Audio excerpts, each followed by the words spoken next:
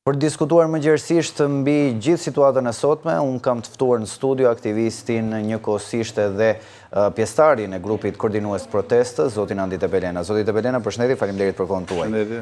Fillimisht, nëse mund të na bësh një kronologji, ne ndoqëm edhe nëpërmjet kronikave. Çfarë ka ndodhur ditën e sotme dhe si percipitoi situata, përse pam ato persona të dëmtuar që në nisje të protestës, që në orët e para, në orën 10 kur ishte paralajmëruar, madje pati aksione policie edhe më herët se kjo orë. Ishte një dhunë e paralajmëruar nga ana e policisë, pra protestuesit kishin dalë paqësisht, qetësisht para parlamentit për të protestuar ndaj parlamentit, ndaj deputetëve për çka ata përfaqësojnë, dhe papritur policia hedh sprajt, hedh gaz lotësielës e tjerë dhe filloi një reagim absurd fare.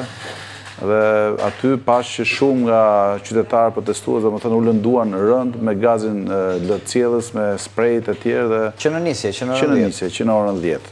Pra tensionimi i situatës filloi menjëherë. Pastaj orë pas ore ndodhte që disa deputetë dilnin nga dalje të ndryshme dhe protestuesit shkonin për protestuar nga ato po dilnin. Dhe tu kemi një reagim disproporcional nga ana e policisë, derisa arriti kulmin kur nga parlamenti bëhet thirrje për të ushtruar për ndërthyer protestuesit, edhe pse ishin ulur në tokë, ishin ulur këmbë kryq, dhe kryesisht ishin gra, femra, aktiviste e tjerë, dhe erdhën duke ngretur me dhunë, me forcë, më falni.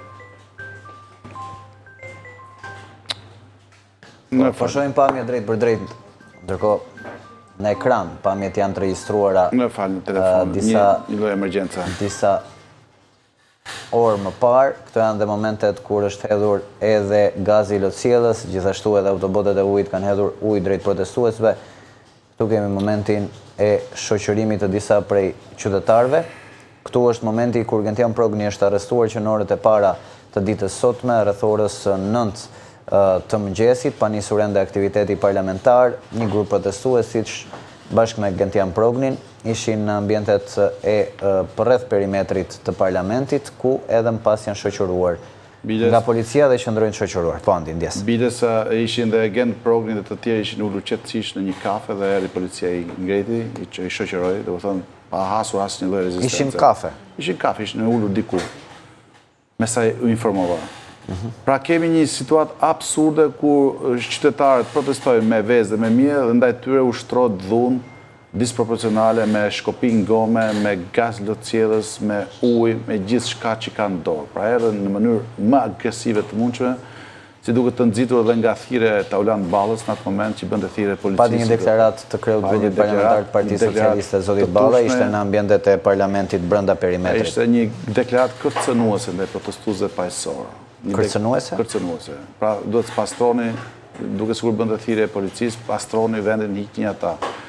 Kulmit ka qenë në momentin kur një moment caktuar edhe na sa informuar nga parlamenti kur ministrët do të hanin në bukë, do shkonin të hanin bukë, ndërkohë që ne hanim gaz lotësielës, dhe atëherë u agresuan shumë, u afruan një masë e madhe të ndërhyes shpejt me skafandre policisë dhe për t'i ngretur për aty protestuesit. Dhe aty natyrisht pati ato episode që janë ato episode që ndodhen.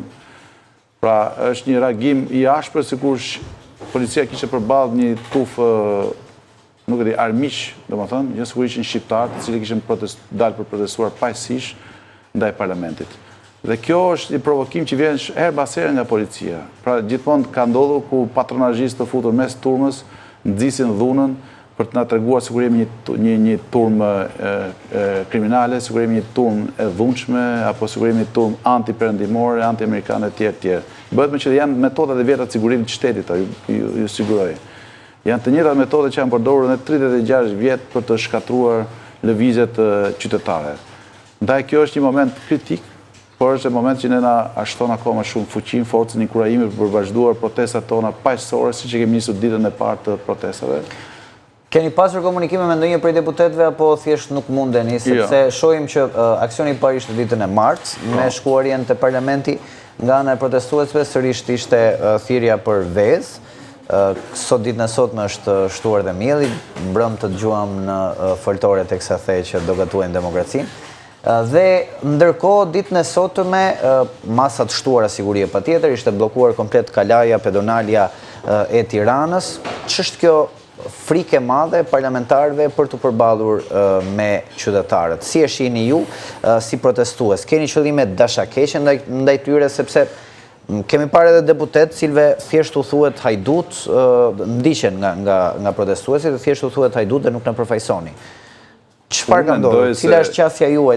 Kanë të drejtë ata të kenë frikë apo çfarë? Ata kanë frikë nga qytetarë mbi gjitha, që nuk kanë ndalur aty as për një protestë partijake, dhe nga njerëzit që dalin qytetarë, që nuk janë të atashuar në një parti politike, kanë frikë më të madhe. Pra janë ato qytetarët e lirë, kanë frikë nga qytetarët e lirë që nuk janë të varur as nga partitë, nuk janë të varur as nga administrata, pra njerëz të lirë, janë profesionistë, janë njerëz të cilët kanë një pavarësi ekonomike, por janë dhe të lirë, janë dinjitos. Këta kanë shumë frikë. Kur shohin familjar, kur shohin fëmijë, gra, njerëz të qetë, njerëz të bukur, ka një frikë të tmerrshme Rama. Dhe kjo do të thyej këtë mitin, përpiqet të thyej këtë mitin sikur është një lëvizje qytetare, po bën gjithë, po luajnë të gjitha gurët. Po luajnë të gjitha gurët. Ndërkohë kjo është një lëvizje tashmë që është për masat, për nga dimensioni, për nga filozofia është simpatizuar jo vetëm nga shqiptarët, nga gjithë bota perëndimore, nga gjithë bota demokratike. Pikërisht për këtë mesazh që ne kemi, që është mesazh i cili synon mbi të gjitha largimin e Ramës, i cili është shkaktari i këtij konflikti civil. Pra po e çon popullit drejt një konflikti civil për të shpëtuar nga karrigen, për të shpëtuar nga pozitat e tij të rëndura, sepse është i kapur nga bota e krimit, është i kapur nga bandat. Një farë mënyre do ta çojë në këtë gremin dhe gjithë Shqipërinë, do të çojë dhe shqiptarët. Ne nuk bijem në këtë kurth, pra retorikës ashpër, agresive të tij, i përgjigjemi me qytetari, patronazhistëve i përgjigjemi me qytetarë dinjitos, të lirë, dhe kjo është mesazhi jonë, domethënë. Ne kemi thjesht një qëllim të hiqi nga të dorëzoj zyrën e shtetit dhe të krijimin një qeveri teknike e cila do mundsoj më pas zgjedhje të lira dhe të votë të lirë dhe zgjedhje të ndershme. A është kjo një teknikë për t'i trembur qytetarët për dalë në protestë ditën e sotme dhe deri në këtë moment nuk e di sa janë liruar prej tyre, por ka pasur 18 persona të cilët janë ndaluar dhe janë shoqëruar në disa komisariate, nëse para 2 ditësh patëm grumbullimin e qytetarëve para komisariatit numër 1, sepse të 6 personat e ndaluar atë ditë qëndruan atje për 5 orë derisa u liruan. Ditën e sotme janë shpërndarë në komisariate ndryshme, komisariatin numër 1, komisariatin numër 3 te rruga Mine Pezak dhe në komisariatin numër 4. Është teknikë kjo për të shpërndarë njerëzit dhe çfarë do bëhet me këta qytetarë të cilët janë ndaluar dhe çfarë thirrje u bën ju qytetarëve të cilët kanë frikë tashmë që të dalin? Kujtojmë që ka pasur 150 persona të cilët janë proceduar, por asnjëri prej tyre dosja nuk ka shkuar në prokurori. Pra duket sikur janë lëvizje të stisura, ishte një investigim i Birnit i 2 ditëve më parë. Janë lëvizje të stisura, janë thjesht mënyra që i ka përdorur rëndom në çdo protestë. Rastin e teatrit kombëtar, ku ishte nga protestat më fantastike që kanë ndodhur në Shqipëri dhe përdori të gjitha për të shantazhuar, duke rrethuar me polici e tjerë. Të njëjtat metode janë, të thashë janë metoda të vjetra këto.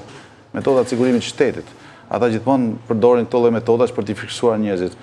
Por gjë fantastike e këtyre protesta ka qenë se është thyer frika tashmë. Shqiptarët nuk kanë më frikë, Pra do ta di edhe Rama, edhe Tavlan Balla dhe gjithë banda që shqiptarët nuk kanë më frikë. U ka ardhur majtunës dhe tashmë aty do e mbështesin protestën dhe protesta do vazhdojë në mënyrë permanente, në mënyrë paqësore, siç e kemi nisur ditën e parë. Mesazhet tona janë të qarta, ku kërkojmë qeveri teknike, zgjedhje në një moment të përshtatshëm me një kohë të ri zgjedhore. Dhe këtu i vën kapaku në çdo gjë.